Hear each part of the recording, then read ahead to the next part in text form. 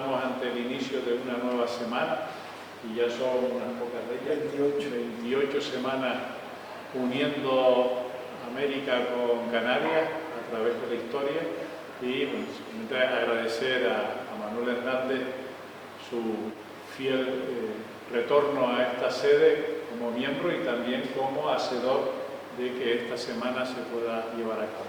Yo le paso ahora la palabra a él para que presente al ponente y darle las gracias a ambos por estar aquí con nosotros.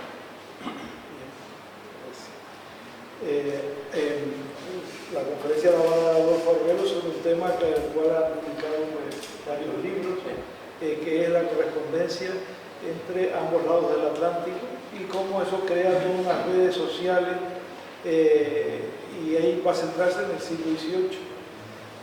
Él es profesor titular de Historia Moderna de la Universidad de La Laguna y ha publicado bastantes libros sobre temas de la sociedad, las mentalidades, las estructuras políticas, fundamentalmente del siglo XVIII y también del siglo XIX.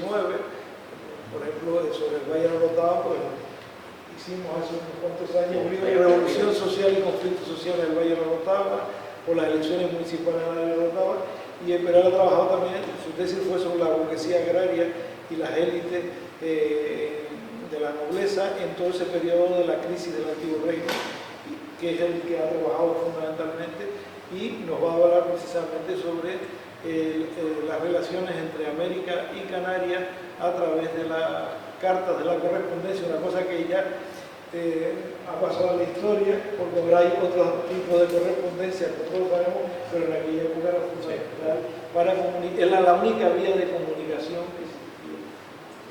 Muy bien, muchas gracias por invitarme y yo me voy a sentar porque ya tengo unos años y voy a darle unas reflexiones. Tengo también algunas cartas que ya resumidas para que vean cómo era la comunicación y como aparece en el título,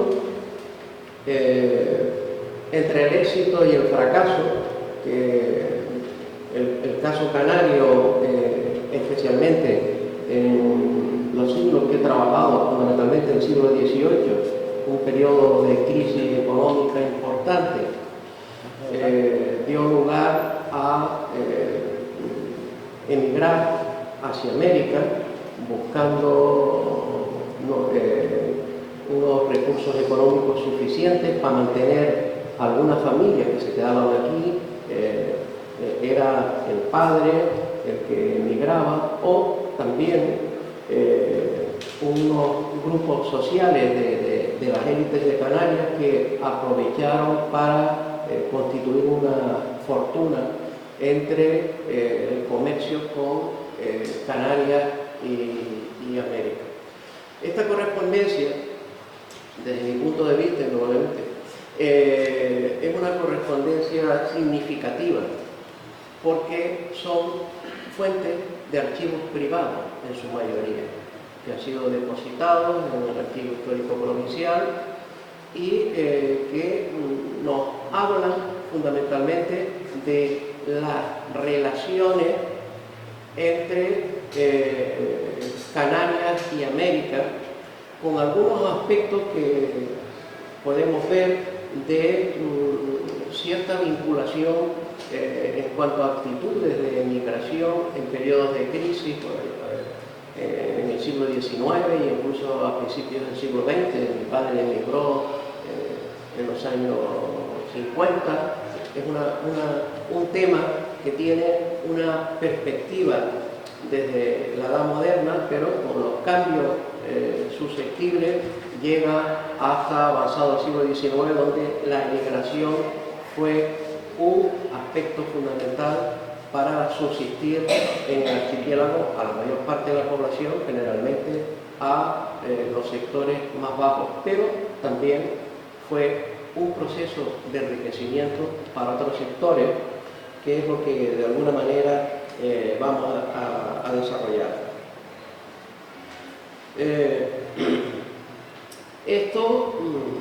Este sistema de relación con América da lugar a el establecimiento de redes.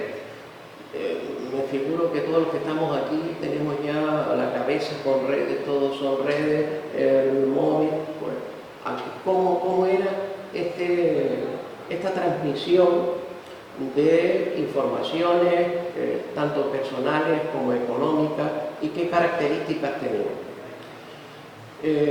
Y aquí también tenemos que tener en cuenta pues algunas cosas sobre que desarrollaremos con mayor profundidad. También se hacía las Américas desde Canarias. Hay algunos casos, por ejemplo, miembros de la familia Macier que no viajaron a América, pero tenían una serie de corresponsales, de paisanos que intercambiaban los productos, los recursos, y de esa manera, pues, en este periodo de crisis del siglo XVIII desarrolló una fortuna importante. Una primera mirada a estas relaciones de Canarias con América es, por un lado, los que se trasladan muchas veces por relaciones familiares, por amistad o por encontrarse algún protector que le permite conseguir trabajo, tener una actividad económica que le permita salir de la pobreza o de mejorar en su situación social. Estas cartas pues constituyen también un papel importante para acercarnos a aspectos como las dificultades del viaje. Realmente algunos viajes son terroríficos, estamos en unos navíos de vela, en muchos casos con una cantidad de viajeros superiores a los que lleva el barco, pero una ansiedad de buscar una vida mejor en América. Y esto se refleja en la correspondencia, donde se habla, como hemos dicho, de las dificultades de viajar a América y los riesgos de estas travesías. En algunos casos, por ejemplo, un acaudalado comerciante vinculado con Tenerife, Alejandro de Orea, que viaja hacia América y manifiesta de su experiencia que a la entrada esta es una cita textual, a la entrada de Veracruz creía ser la despedida del mundo. Esos traslados con embarcaciones en unas condiciones, estamos hablando del siglo XVIII, pues siempre había un riesgo de hundimiento, de avería o de pérdida de la vida. Por lo tanto, ya eso, el que se atrevía a estas actividades comerciales o a esta actividad comercial, pues tenía que tener pues, un empuje importante, familiar o personal, para de esta manera emigrar hacia América. Otro, se habla de la escasez de alimentos en el viaje, en los navíos para su mantenimiento.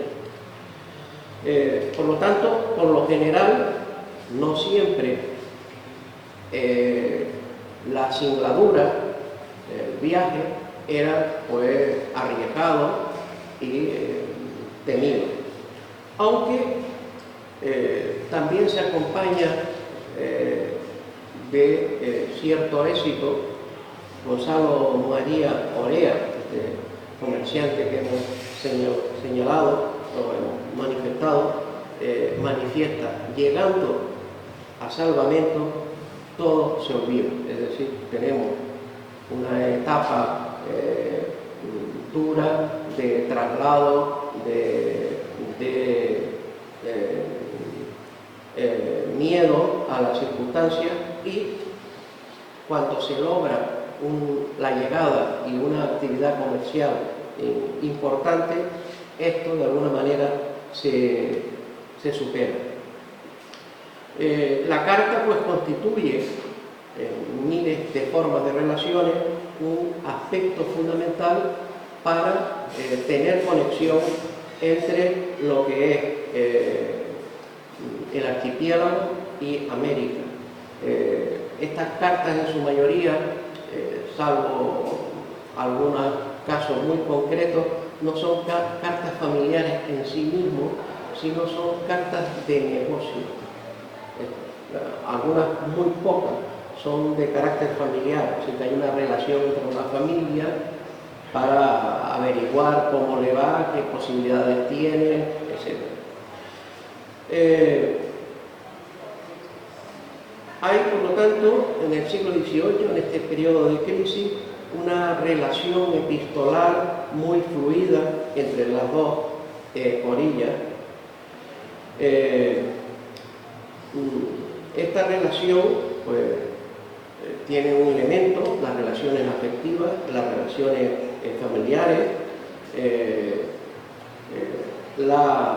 el desarrollo, la búsqueda de una situación más o menos desahogada para ayudar a los que estaban en Canarias.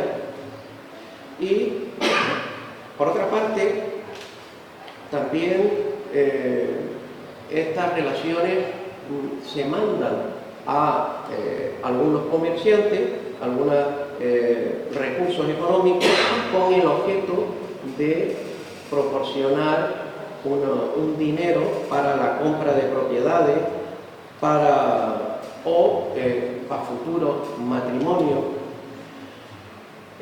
Por lo tanto, las relaciones con América, dentro de aquellos que de alguna manera tuvieron una vinculación importante y consiguieron una actividad económica, proporcionaba la llegada de recursos para mejorar la vida en el archipiélago. Estas son el famoso envío de remesas, ¿sí? De oro, en algunos casos montal, o de recursos para que la familia pueda mejorar. Es constante y por lo tanto siempre muy recibido con mucha alegría la llegada de remesas.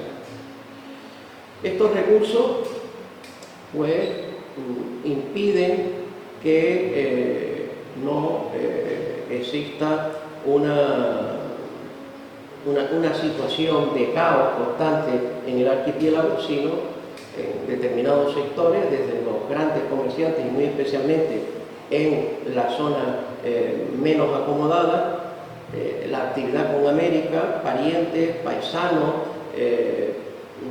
da lugar a que esos recursos, cuando se mandan, pues creen una situación de mejora. Dentro de la correspondencia privada que hemos utilizado, existen varios modelos de uso de la carta, de la correspondencia.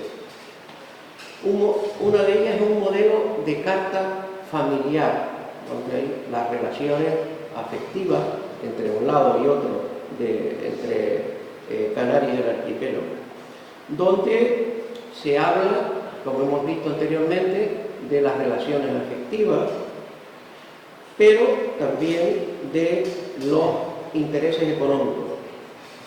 Siendo frecuente el marco familiar una relación regular entre las dos orillas. De hecho, en cada carta, en cada misiva, interviene de forma directa o indirecta todo el grupo familiar, toda la familia, si le envía pues algo de dinero, cómo está la situación, dónde está viviendo, qué posibilidades hay. Es una especie de foco de información y de plantearse la posibilidad siempre de algún familiar teniendo otro en la otra orilla de emigrar para mejorar su situación económica y social.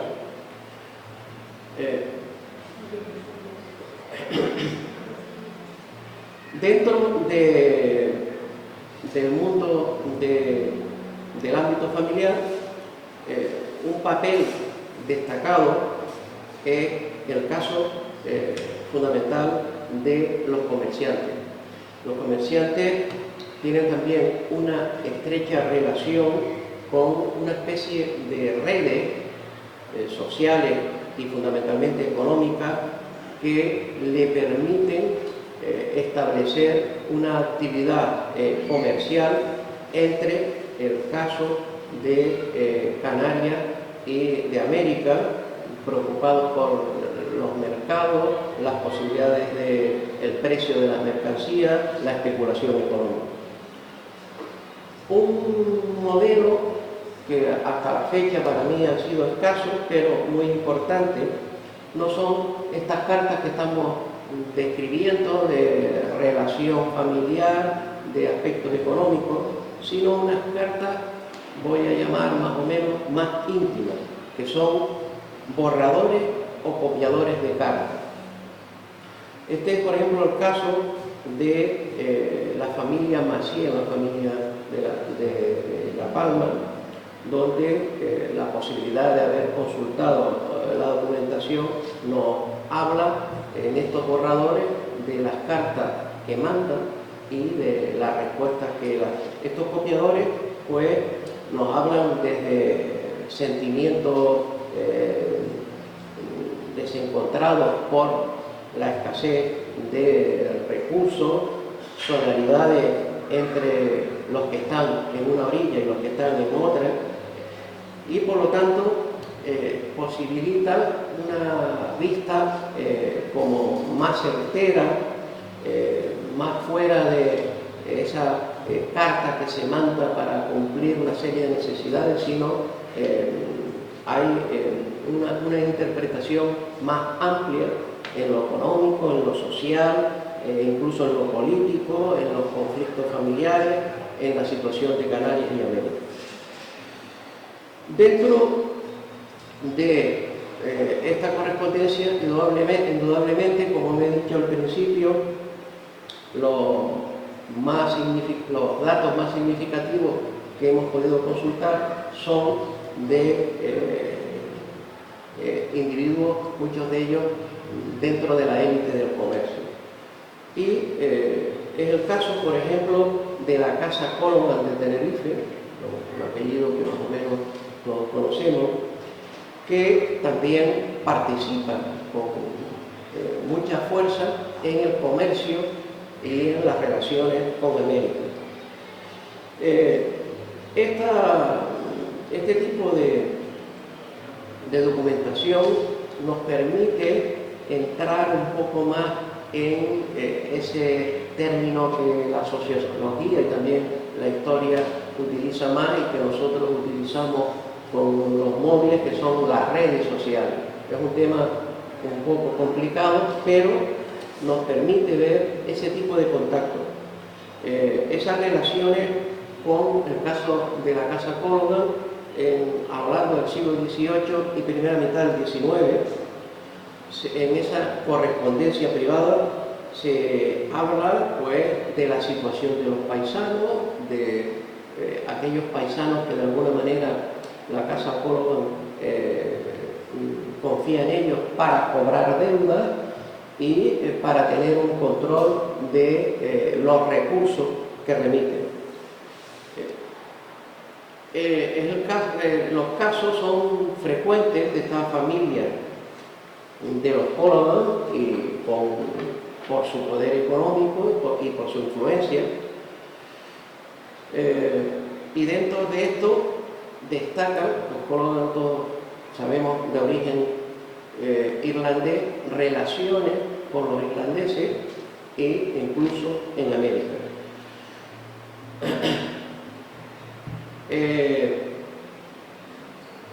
Con frecuencia hay una relación de ida y vuelta de los corresponsales de la Casa Coloman.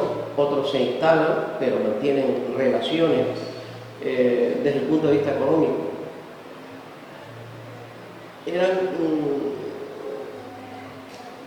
Se puede decir en gran medida que los Coloman, algunos viajes primero, pero en su mayoría hicieron la América en Canarias. Es una manera de controlar todas esas relaciones económicas, obtener unos beneficios, tener corresponsales, pero no emigrar a América. Es, por ejemplo, también el otro caso de la familia Maciel. Y por lo tanto, esto supone establecer redes sociales de parentesco, en algunos casos, cuando se pueda, de amistad y de paisanaje. Siempre y cuando estos individuos, que son sus redes, sus corresponsales, pues cumplan en las misiones fundamentalmente económicas que desarrolla, en este caso, la Casa Coloman. Y lo más importante que buscan estos comerciantes es tener individuos dentro de esa red que conozcan a la perfección todo el comercio americano. Fundamentalmente en los territorios en que intervienen, en este caso los Coloman y otros comerciantes, en el caso de La Habana, el caso de Caracas y de México. Hombres de confianza que conozcan el medio y que faciliten las relaciones comerciales. Esto también va unido pues, a una experiencia y a una confianza, que es un elemento clave para que se consolide el comercio.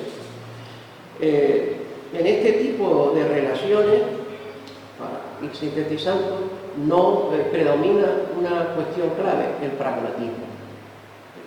Yo tengo un individuo que me funciona bien en las actividades comerciales y, por lo tanto, lo protejo a sus familiares que están aquí, etc. Bien,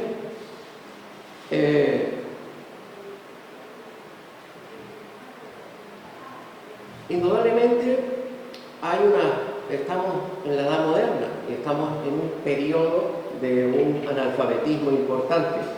¿Cuáles son esos individuos que utilizan como intermediarios los grandes comerciantes?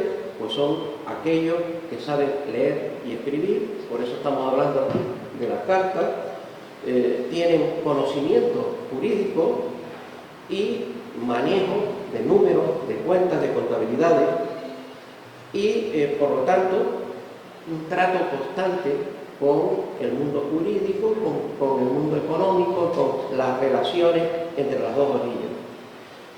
Y esto supone, pues, que estos representantes al otro lado del archipiélago, pues, con sus conexiones tienen informaciones económicas, momentos en que van a salir productos importantes, que hay que exportar para obtener un precio más elevado. Por lo tanto, hay una actividad en torno a una élite de responsables de las actividades comerciales de los grandes comerciantes.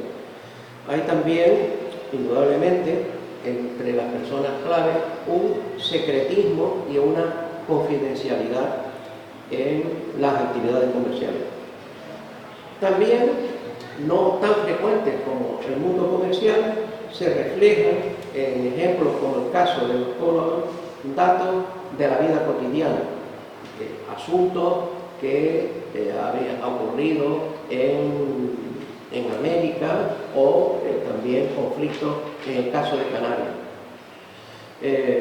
aunque siempre el predominio es la actividad comercial.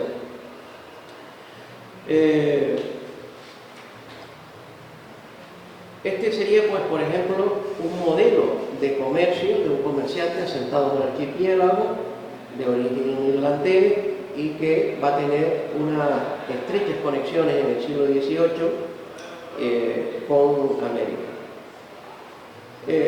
Otro tipo es el que habíamos manifestado anteriormente, hacer las Américas desde Canarias a través de conexiones, y este es el caso del palmero Felipe Manuel Macías y Monteverde, un personaje de gran poder en La Palma y también muy vinculado a la actividad comercial. En este caso, las actividades de Felipe Macías se restringen mucho a sus paisanos de La Palma. De esta manera, y también el propio Macías, con algunos de sus familiares, tienen conexiones con la monarquía, especialmente Pedro Macías Monteverde, oidor de la Real Audiencia de Sevilla, también era un jurista importante y que beneficia a la actividad comercial de los Macías. Con frecuencia, Macías era año, en este caso de un navío llamado La Paloma Isleña, que en un principio viajaba de La Palma hacia América y tuvo una actividad fructífera. Más tarde se lo vendió a su paisano Santiago Fierro.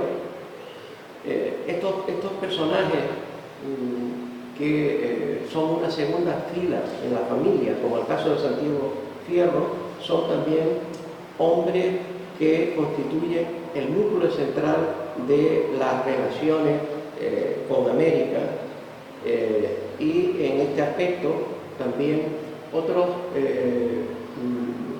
comerciantes de más bajo nivel, cuya relación es la amistad. El caso, y algunos de ellos crearon dinastías entre América y Canarias, como el caso de los Luján o el caso de los Morera, dueños de barcos que no tenían el poder económico de los cólogas, pero que tenían entre sí estrechas relaciones. Se intenta, como siempre, el objetivo, adquirir fortuna en estas relaciones, y las cartas en sí, su conservación es muy importante, pues una especie de memoria personal del tipo de relaciones que se establecen entre Canarias y América. En el caso de Felipe Macías, alrededor de 40 años mantuvo este tipo de actividad entre 1752 y 1788. Esta correspondencia, pues, nos ilustra que vendían, pues, vino, manufacturas, importaciones de todo tipo de productos que tuvieran una actividad importante en el caso de las relaciones con América. También, el caso, por ejemplo, de los cólogas, se establecían, se mandaban recursos desde América para pequeños, más bien para medianos, propietarios o emigrantes, para la compra de tierra. Hay un caso significativo, un poco fuera del tema que tenemos, de la familia Llanes de los Realejos, una familia que se instaló en Acatlán, México, y mandó muchos recursos para la familia, pero viendo el otro día un texto de una historiadora fallecida del pueblo de Los Ángeles, Iliade, nos habla de uno de sus descendientes llamado Juan Llanes Relumbrón, que a finales del siglo XIX, descendiente de estos señores de Los Relejos, se había convertido en coronel y a su vez en un bandido importante, asaltando propiedades, adinerado templos, conventos, comercios. Esa línea de los llanos, de Los Realejos, pues llegó hasta este personaje que tuvo hasta amistad con el presidente de México a finales del 19. Aquí salió, formaba parte de un grupo que se llamaba Los Bandidos de Río Frío, que es una novela que posteriormente se desarrolló. Bien, el caso de Massieu, por lo tanto, es elemento fundamental en esta relación sin él trasladarse a América, en paisanos de su isla, a los que conoce, a los que tiene confianza y una estrecha relación de amistad. Algunos de estos, mientras están fuera, los mantiene Massieu, y esta, por lo tanto, es una red de interés mutuo que afianza el caso de Massieu. Son algunos de estos sectores intermedios se instalan en América y ocupan unos sectores intermedios desde el punto de vista social. Estas cartas, como todas ellas, constituyen una especie de memoria personal. Bajo este apartado de actividad comercial, pues también nos trasluce las relaciones sociales, nos trasluce la vinculación América-Canarias, como en este periodo de crisis también se crean unos sectores intermedios, medios, que consiguen una parte, pues, salir de este enorme periodo de crisis. Bien, por otra parte, además de estos grandes comerciantes o de estas personas que son de la élite, pues también hay lo que la historiografía defiende como son grupos intermedios, ni ricos ni pobres, y los sectores más bajos de la sociedad, denominada clases subalternas. Los sectores intermedios que participan en las relaciones con América y que crean esas redes son individuos que dominan la marinería. Son capitanes de barcos, son maestres e incluso dueños de navíos, y mantienen ciertas relaciones con la élite tradicional, pero también construyen, en la medida de lo posible, un grupo muy restringido, su fortuna en sus relaciones con los territorios tradicionales del comercio canario, que es el caso de Venezuela, de Cuba, de México. Un ejemplo también muy relacionado con esos sectores intermedios es una familia del puerto, los Arroyos, que se instalaron en México y que también desarrollaron una actividad económica importante, un papel significativo, por ejemplo, Bartolomé Tomás Arroyo y su hermano José Antonio, y existía una conexión entre sus hermanos y José Bartolomé, que estaba en México, para actividad económica fundamentalmente entre Veracruz y el caso de Canarias. Aquí, en el caso del puerto, estaba otro de sus hermanos, Carlos Arroyo, que es el que de alguna manera intercedía en los intercambios comerciales. Un último sector es lo que se denomina en la historiografía los subalternos, los sectores más bajos, con escasos recursos, que les cuesta incluso obtener el dinero suficiente para trasladarse a América, son, por lo tanto, los sectores más bajos de la sociedad, entre comillas, porque consiguen el pasaje, el sector medio ya, y la posibilidad de buscar una mejora social y económica en este periodo de crisis. No obstante, se intenta también establecer una emigración familiar, familia, padre, hijo. En algunos casos, en la correspondencia que he manejado, hay cierto obstáculo por parte o cierta resistencia negativa de las esposas de trasladarse, la mujer, a América por las noticias que le llegaban a través de familiares, amigos o paisanos que describían los horrores de las travesías largas con un tipo de navío que no sabían lo que podía ocurrir. Era también otro elemento de miedo a viajar.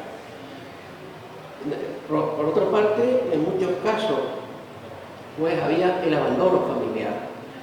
No se volvía a ver al marido, aunque podía gestionar su búsqueda, pero tenía que tener unos recursos importantes.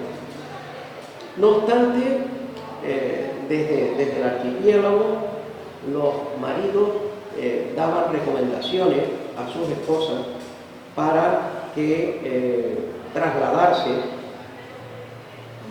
hacia América y de alguna manera con los recursos suficientes pagarle el flete y buscar una mejora de su vida. Bien, esto es en líneas generales los rasgos que vamos a ver. Estos son los dos libros últimos, bueno, hace ya unos años, sobre cartas. Ahí logré ver unas 500 cartas. El recibo de estas, que es una de las cuestiones que siempre se ponía en las casas. Yo me acuerdo ya de mi abuelo, después veía, cuando se mandaban de América el recibo de estas relaciones epistolares canario-americanas, aparecen, y otros sobre correspondencia canaria-americana, familia y redes sociales, que es lo que estamos hablando más o menos. Este era el esquema que tenía, pero no sé si se verá aquí algo de esto, se ve poco, ¿no? Yo le resumo, porque este es un modelo de carta, la tengo aquí resumida, para que vean las características. Diego Miguel Acosta y Quintero era un presbítero de origen herreño, que intentaba buscarse una vida más benigna en lo económico, en su profesión sacerdotal, y emigró a Puebla de Los Ángeles en 1751, a México, la famosa Puebla de Los Ángeles. Esta carta es una carta de un miembro de la élite del Valle de la Orotava, don Juan Bautista de Franchi, vecino de la Orotava. En esta carta cuenta de alguna manera el drama de la emigración a América. Natural era la descripción. Empieza a describir, es una carta larga, por eso le hice un resumen. Una primera escala en Puerto Rico, donde te da alguna información de Puerto Rico en el siglo XVIII. Hay grandes frutales, limones, naranjas. Todos los que llevan un sable, llevan una espada, y nos miran como espantados. que hacían en la travesía, el barco recogía recursos y tal. Es una mentalidad, claro, del siglo XVIII. Es gente ociosa. Esto es una manía muchos también de los ilustrados, de que solo trabaja la élite y el resto no. Eran socios muy ociosos. Había mucho ganado en los montes de cerdos y carneros. Salen de Puerto Rico y llegan al puerto de Veracruz. En el puerto de Veracruz el viaje pues parece que fue con de navegación y suplicando a la Divina Pastora para que escapara del viaje por las circunstancias trágicas de ese viaje. También en estos largos viajes pues se producen conflictos dentro del navío. Había dos pilotos y estaban enfrentados en dónde seguir las rutas, dónde evitar que el barco no llegara a su puerto. Y dice textualmente: las calmas y bajos fantásticos nos persiguieron de muerte, pero al fin el Señor nos trajo a tierra. Es decir, al final, a pesar de una larga, tortuosa navegación, pues se llegó a continuar en el viaje hacia México. En Veracruz, hace otra descripción, no fui bien de salud, estuve 4 días con vómitos, me parece que tampoco, y describe pues que muchos de los que viajaban murieron, un grupo importante murieron. Al final llega a Puebla el día de la Santísima Trinidad. Fuimos pomposamente recibidos en todos los puertos por donde pasaban, con trompetas, clarines, chirimías, y está bien visto el obispo Domingo Pantaleón Álvarez de Abreu, natural de La Palma, que es el que lo reclamaba para ir a Puebla de Los Ángeles. Describe las joyas de la iglesia, la gran cantidad de clérigos, frailes, monjas y pobres, y por lo tanto es desde su punto de vista, pues es una carta no muy frecuente que detalla los datos de ese viaje, todas las estancias y su visión de Puebla de Los Ángeles. Hasta la fecha no tengo más datos, pero es de esas cartas que de alguna manera te hablan de los datos. Hay otras que tenemos aquí más tarde, que ya no me voy a...